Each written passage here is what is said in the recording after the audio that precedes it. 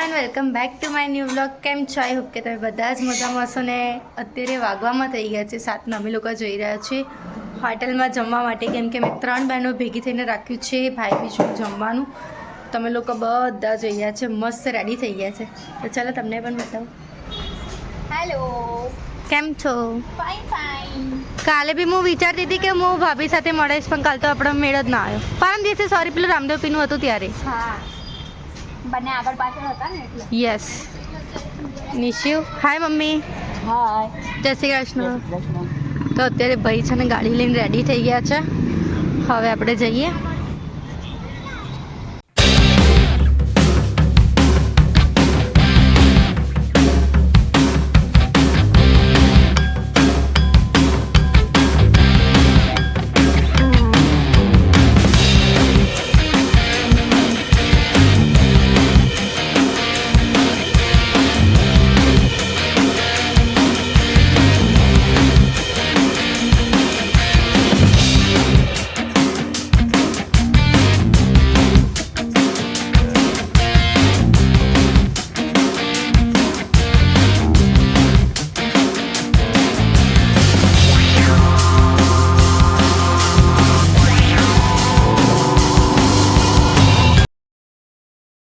અમે લોકો રઘુવંશી થાળમાં પહોંચી ગયા છે.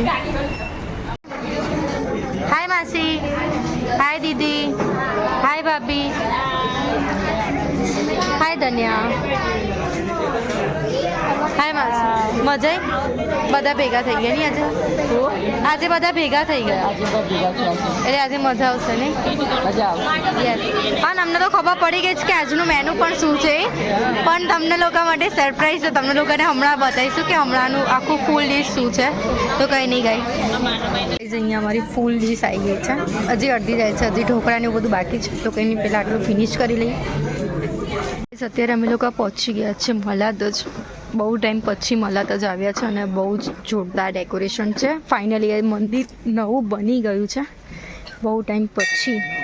અને અમે લોકો હું, ભાઈ, ભાભી અને અર્પિત અમે 4 જણા આવ્યા છે આજે. તો બહુ સુપર મંદિર કર્યું છે. ડેકોરેશન પણ બહુ મસ્ત છે.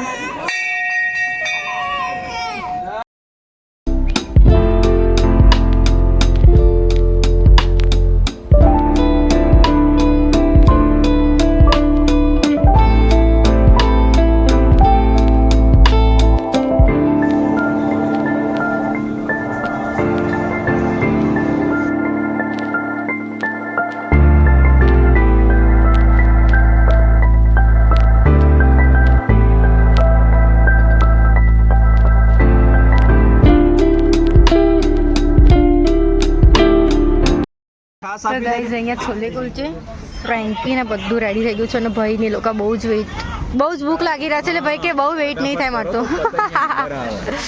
હાય ભાભી. હાય. કેવી ઠંડી? બહુ જોરદારની ઠંડી છે બાપા, વાત જ નહીં. જો આપણે આપણી સગવડથી આવ્યા છે. સાચી વાત છે. અને હું તો એમ બી હવે શિયાળો જેવો નોર્મલ ચાલુ થાય ને માત્ર ચાલુ જ હોય. સાચી વાત છે. અને અર્પિત જો અમારા છે ને સાલવાળી બાઈ છે. ઓહ, શિયાળો હોય એટલે ખુશીને બીજું કંઈ હોય કે ના હોય. ના આપણે થમ્સઅપ મંગાવી છે. પેલું શું કહેવાય ખબર છે તમારું વિન્ટરનું પેલું શું ઓળખાણ છે. એ નહીં, હુડી બી ગઈ તેલ પીવા અને પેલું સ્વેટ ટી શર્ટ બટ જે સાલમાં કમ્ફર્ટેબલ લાગે ને તો નહીં સમજોગે. તો ગાઈઝ 2 દિવસથી તો ટાઈમ જ નહોતો મળતો, કેમ કે પરમ દિવસે જમવાનું ગયા હતા, પછી લેટ થઈ ગયું હતું તો ઘરે આવીને સૂઈ ગઈ હતી. અને પછી કાલે પણ મળ્યા તો હા નિસોઈ યસ. કાલે પણ પછી અમે લોકો મળત જ ગયા હતા. અને બહાર તો બહુ જ ઠંડી હતી. જમવા બેઠા હતા ને બહાર તો બહુ એટલે બહુ જ ઠંડી લાગતી હતી. અને પછી તો ઠંડી કે મારું કામ. અને જમી કરીને પછી ફટાફટ ત્યાંથી નીકળી ગયા હતા, કેમ કે બધાને બહુ ઠંડી લાગતી હતી. તો પણ અમે લોકો તો જમી તો લીધું જ હતું, કેમ કે પહેલે પેટ પૂજા ફિર કામ દૂજા. પછી જમી કરીને ઘરે આવતા 1:30 વાગી ગયો હતો. એટલે પછી મેં કીધું કંઈ નહીં, કાલ સવારે બ્લોગ એન્ડ કરીશ. બટ એન્ડ સવારે પણ ના થયું, ત્યારે બપોર પછી એન્ડ કરી રહી છું. તો ગાઈઝ કંઈ જ કામ નથી. હવે તો કાલે જ જવાનું છે.